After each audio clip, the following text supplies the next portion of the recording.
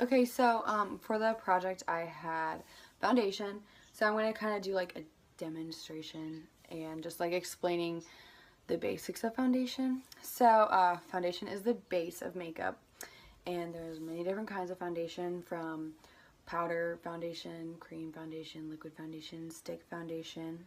And they can all be for different skin types. So these are all of my liquid foundations. So you'd use like a liquid one with like a matte finish if you have oily skin. And then if you had like drier skin, you could use more of a thick, creamier one, like that. It's just like a cream, so it's like more moisturizing and it's more dense. Um, the creams tend to be more higher coverage, but there are like all of mine liquid ones are high coverage.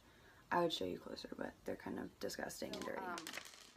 So foundation is a flesh tone cosmetic, and it's normally used to cover imperfections such as hyperpigmentation, acne, or birthmarks. It's normally what you put on first, but before foundation, you can put on a primer, which is to help like even out your skin so there's less like lines and wrinkles. And I have some here. I have this one. It's the e.l.f. It's a tone adjusting primer. You can see that. And then I also have the Baby Skin Instant Pore Eraser. So this is just gonna like fill in your pores, so your makeup, your foundation itself doesn't sink into them, basically. So first thing I'm gonna do is, so I'll do the demonstration. So I'm gonna put on some primer. You don't need that much. And then I'm using this finger because it's like the weakest finger. So I just put that all over. You want to start out with a clean face, obviously. Another side note is that a lot of foundations, you want to make sure that they're like non-comedogenic, if that's even how you say it. Because if they're not, they're gonna clog your pores and give you even more problems like acne and stuff and clogged pores. So now I'm just gonna take the one that fits my color right now. It's a 2-in-1. It's a foundation and concealer, light beige. So to make sure your foundation is the right thing, the right shade for your skin, you just want to use one that when you put it on, it seems to disappear. So like it just kind of blends in with your natural tone. So half my face I'm going to do with a kabuki brush. Or not kabuki, I'm so silly. A stipple brush. So half, I'm going to do this half with that. And then on the other side, I'm going to do a sponge. There's lots of different applicators. Like you can do so many different types. There's beauty blenders, any type of brush. Even people use their fingers to do it. So this I'm going to do the stipple brush. So what you do is, there's not really a where you have to start. You can just really start wherever you want, but just kind of dipping it into the product. I dipped the thing. Most people dot it around where they want, but I don't like to do that. And then you just cover. I cover my whole face. Some people just cover their imperfections, but I'm just going to cover my whole face. So you just kind of blend it in until it looks pretty even up. You don't want to have streaks. Oh my gosh, that looks so scary. I'm so sorry. So make sure you don't leave any lines. Like you don't want to like have a ring around your face where it's not in. So I tend to put it in my hairline a little bit. And then when you're doing your jawline, you want to like bring it down so you don't have this huge like orange or yellow line of like where it's not your skin color. So that's this side with the stipple brush. I'll do my eyelid too. And then this side I'll do with the sponge. You can get these anywhere, and you can get makeup brushes anywhere too. So I just got these from Ulta.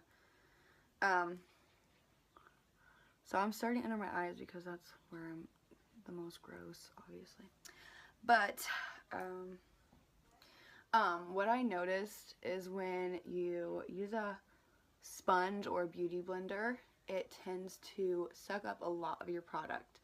So like I find myself using way more than I normally do when I do use a sponge. and I feel like I don't get as much coverage with the sponge unless I use like 3 times as much as when I use the stipple brush. So just like on the other side, you want to blend it in up here to where it's just not a harsh line. Same goes for the neck.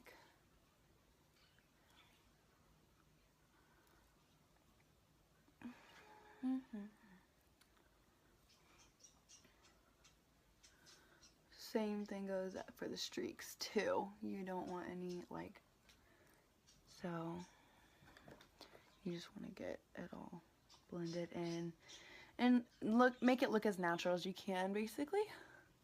So this is the sponge side, and then this is the stipple brush side. Once you like are done with that, most people they'll put concealer on, or they can do cream contour, and then they'll finish it with powder. So yeah, so there's my demonstration, but I also have a little side note. There's things like it's like color correcting. So when you're color correcting, you normally do that first, but I don't normally color correct because I don't need, like, not that I don't need to, it's just a step that I don't do. So I have some color corrector things, but they're like gross, so I'm not going to show them. But I have a green one, which is it's to cancel out green. It's to cancel out red tones. So like if you have zits or something, you just dab it all over your zit, and then it's supposed to hide the redness. Or you can have lavender ones too. They cover like yellow tones. So like, I don't know where you have yellow tone, because I don't have yellow tone. But and then there's also what other is there? There's orange that you can do, and I normally put orange underneath my eyes just because it like covers your dark circles and stuff. So that's just a side note. Not many people do that I know, but there's always those options out there. There's so many ways to do foundation, so not just one way is right. And I feel like if you do your foundation, it just leaves your skin, like your whole makeup look, looking more fresh and perfect. And so yeah, there's my presentation on foundation. I hope you guys liked it. Like and subscribe to my channel. I'm just kidding. Give me an A.